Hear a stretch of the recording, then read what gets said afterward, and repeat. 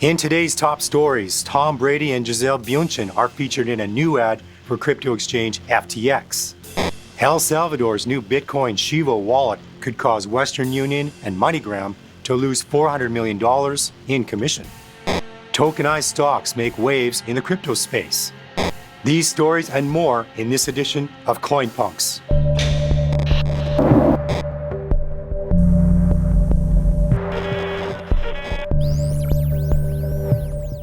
Welcome to CoinPunks, where we cover the top stories in the crypto space, helping you get informed on all things related to digital assets. Let's jump into today's stories. Seven-time Super Bowl winner Tom Brady and his supermodel wife Gisele Bündchen are featured in a new commercial for crypto exchange FTX. The company plans to invest $20 million into the ad campaign. The campaign begins during the National Football League season kickoff game between Tampa Bay and Dallas. The ad will run during NFL broadcasts throughout October, along with the digital advertising components. Several other celebrities have recently appeared in crypto commercials as well. In July, award-winning director Spike Lee directed a commercial for Bitcoin ATM operator CoinCloud. In June, actor and Bitcoin investor Neil Patrick Harris appeared in a commercial for another crypto ATM operator, CoinFlip. And in August, award-winning hip-hop artist Megan Thee Stallion published an educational video titled Bitcoin for Hotties in collaboration with Jack Dorsey's Cash App. El Salvador's latest Bitcoin app, the Chivo wallet, could cause money service providers like Western Union and MoneyGram to lose around $400 million in remittance commission. Remittances sent home by Salvadorians living abroad account for a $6 billion industry, almost 23% of the country's GDP. Money service providers like Western Union or MoneyGram were the chosen method of sending money home by these Salvadorians.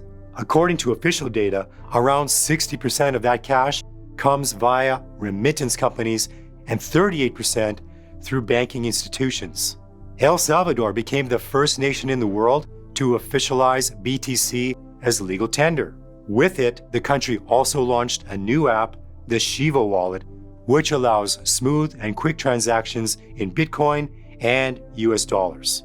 As of now, its most significant selling point is that it can also be used by Salvadorians living abroad to send remittances easily and without any extra fee payment. They will be able to send money as Bitcoin directly through the app to relatives in the country, who can then go to any of the 200 new Chivo ATMs installed recently to convert and withdraw the funds in US dollars. A recent report published by the CNBC talks about how much depends on the mass adoption and acceptance of the Chivo wallet. If indeed that does happen, remittance providers would start bleeding out customers and lose millions. Tokenized stocks are one of the hottest new assets in the crypto space, though it's still bleeding edge and not yet hitting the mainstream. This could change as Switzerland-based token issuer Digital Assets AG has officially launched its stock tokenization infrastructure on the Solana blockchain, offering users of the FTX trading platform a novel way for accessing traditional equity markets.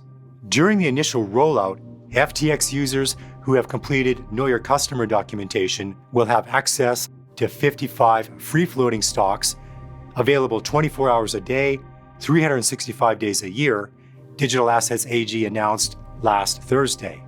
That means users in permitted jurisdictions will be able to buy, sell, and withdraw the assets at any time. Similarly, Nasdaq, FinHub, and Tingo will be providing their price feeds to DeFi Chain, a DeFi platform built on the Bitcoin network. DeFi Chain offers trading in tokenized stocks that correspond to the underlying price of major listed firms such as Tesla, Amazon, and Apple. The tokenized stocks, similar to a now retracted offering rolled out by Binance earlier this year, can be purchased in fractions without requiring investors to purchase a full traditional share, for which custody of a physical share certificate is required. The tokenized stocks are collateralized by crypto, removing the need for an intermediary. They can also be purchased in the form of decentralized loans. Available to trade 24/7, the purchase of a tokenized stock does not confer ownership of the underlying asset to its holder, but rather allows them to potentially profit from the asset's price movements. The Ukrainian parliament has approved a bill that gives Bitcoin and other cryptocurrencies legal standing. This move comes on the heels of El Salvador adopting Bitcoin as a form of legal tender and could be a sign of a growing global trend that sees nations adopt or consider adopting digital assets.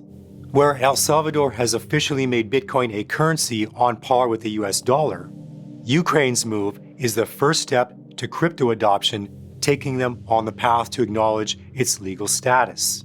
In the US, Bitcoin is defined as a commodity under federal law. Bitcoin is also legal in Japan, the UK, and other developed nations. However, the legal status of Bitcoin and other cryptocurrencies remains fragmented around the world. Until now, cryptocurrencies were neither legal nor illegal in Ukraine because they had never been addressed by the nation's legislature. The new bill brings clarity to the crypto space, providing buyers and sellers with legal parameters and court protection for the first time. In our post-pandemic world, individuals will need to seize ownership and control of their educational credentials, documents like degrees and transcripts from schools, universities, and governments. That notion received key support last week from the American Council on Education in a study funded by the United States Department of Education, focusing on the use of blockchain in higher education. Blockchain, in particular, holds promise to create more efficient, durable connections between education and work, wrote Ted Mitchell, the president of the American Council on Education. Education credentials have typically been stored on centralized systems. The problem with this, explained the report, is that data can be changed, deleted, and shared without consent or knowledge of the individuals who created that data. By comparison, blockchain technologies are inherently more transparent, persistent, immutable, and secured by encryption. Small nation-states like Malta and the Bahamas have been using block certs to notarize education credentials since 2017. Blockchain has been described as a hammer in search of a nail. If so, academic credentialing appears to be as obvious a nail as one can find. With a global labor market increasingly mobile, the world could seriously use a decentralized, borderless, tamper-free ledger of verifiable credentials, both for education and the broader labor market. Edward Snowden, former computer intelligence consultant for the National Security Agency and contractor for the CIA, commented on El Salvador making Bitcoin legal tender.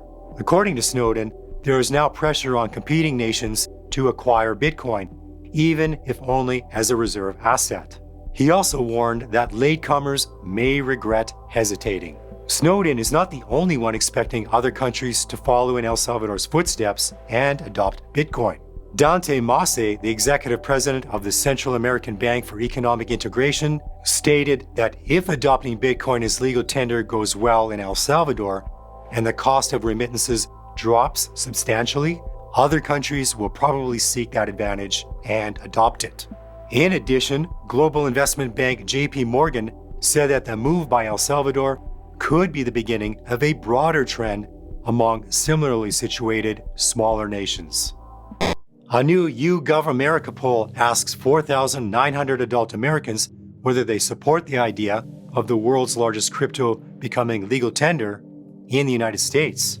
Overall, a total of 27% of participants say they support the idea. Among them, 11% strongly support adopting Bitcoin as real currency, whereas 16% somewhat support the notion. 39% of respondents said they do not support the idea, with 28% strongly opposing adoption. 34% of those polled said they don't know.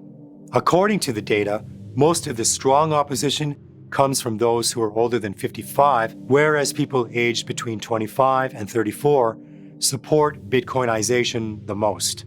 Younger generations overall show greater support for making Bitcoin legal tender. This wraps up things for today's show. Leave your comments on today's stories and also drop suggestions for what you'd like coverage on in the future. If you like today's show, give it a like and subscribe by tapping that sub button. If you're on the go, you can get the same content in our podcast at www.coinpunks.ca.